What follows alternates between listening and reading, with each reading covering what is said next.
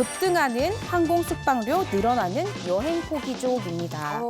네, 코로나19 대유행 사태가 많이 잦아들고 있고요. 제 주변에도 이번 여름에는 해외여행 가고 싶다 이런 말들이 참 많이 들리는데 실제로 이 코로나19 이후에 이제 많은 것들이 완화가 되면서 해외여행에 대한 수요가 많이 증가하고 있습니다.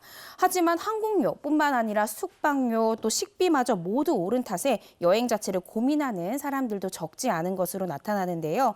일각에서는 이러한 비용 문제에 대한 부담을 토로하면서 여행 일정을 미루거나 아니면 아예 집콕 그 방법을 택하는 그런 경우들도 나타나고 있습니다. 따라서 한쪽에서는 코로나19 사태로 참아왔던 소비 욕구가 분출이 되면서 보복 소비 현상이 발생을 했고 이로 인해서 해외여행 수요가 폭발하고 있지만 또 다른 한쪽에서는 비용이라는 부담 측면에서 여행을 포기하는 일종의 여행 양극화 현상이 벌어지고 있습니다. 네, 여행 포기족이라는 말 자체를 저는 처음 들어본 것 같은데 이 여행 포기족들의 입장이 궁금합니다. 네, 저도 사실은 이번 여름에 해외여행 갈까 하다가 이게 비용을 계산하니까요. 네. 쉽게 결정할 수 있는 문제가 아니더라고요. 실제로 저뿐만 아니라요. 국내외 여행 정보를 공유하는 한 온라인 커뮤니티에는요. 천정부지로 치솟는 여행 비용에 대한 부담을 토로하는 글들이 이어지고 있습니다. 한 누리꾼은요. 해외여행을 가고 싶은데 항공권이 너무 비싸다. 여행에 대한 갈증이 심했는데 막상 항공권 가격을 보니까 선택할 수가 없다. 언제쯤 항공권 가격이 안정화될지 모르겠다라는 의견을 밝혔고요. 또 한 누리꾼은 제주도 한 달 살기를 하고 싶었는데 제주도 물가가 너무 올라서 쉽사리 갈 엄두가 안 난다라고 말했습니다. 실제 해외뿐만 아니라 제주도의 물가도 굉장히 올랐는데요. 7월 중순을 기점으로 해서 김포 제주 왕복 항공권 가격이 26만 원에서 33만 원대라고 알려졌고요.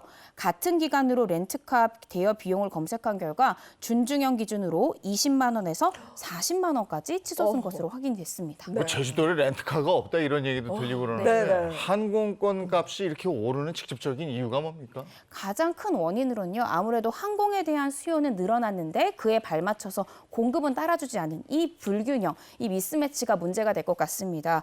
코로나19 국면에서 굉장히 엉들려 있던 그 여행 수요에 대한 부분이요.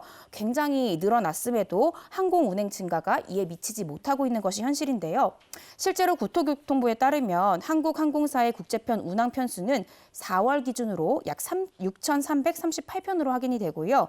반면에 코로나19 사태 전인 2019년 4월 국제선 운항 편수는 28,659편이었거든요. 즉 코로나19 사태 전과 비교했을 때 현재 국제선 운항 편수가 약 22% 수준에 불과한 겁니다.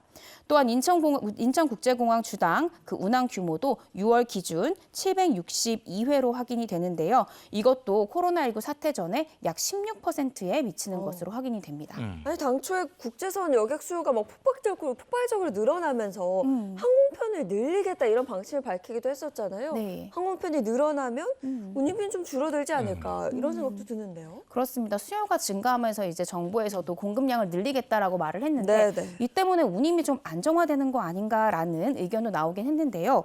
하지만 규제 완화가 당장의 항공 운임료 안정화를 가져다 주지는 않을 것이라는 의견이 지배적입니다.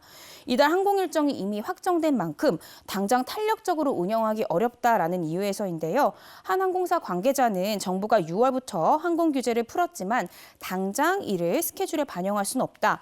현직 공항과 조업 인력 또 스케줄 등을 맞춰야 하는데 갑작스럽게 그들에게 인력을 확충하라고 요구할 수는 없지 않겠냐라고 말했습니다.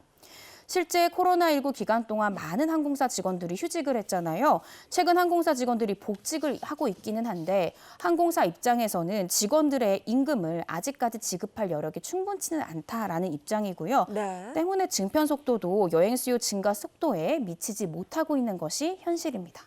여기에다가 또 치솟는 국제 유가가 한몫하는 거 아닙니까? 그렇습니다. 국제 유가가 고공행진을 달리고 있잖아요. 네. 그래서 유류 할증료 또한 최고치를 경신하고 있습니다. 여기에 다음 달 유류 할증료가 인상되면서 여행객의 부담이 한층 더 커질 전망입니다. 참고로 유류 할증료라는 거는요. 항공사들이 유가 상승에 따른 손실을 보전하기 위해서 운임과는 별도로 책정하는 금액이기 때문에요. 유류 할증료가 증가한다라는 건 고객들이 부담해야 되는 항공권 총 운임 가격도 따라서 늘어난다라고 이해하시면 쉬울 것 같습니다.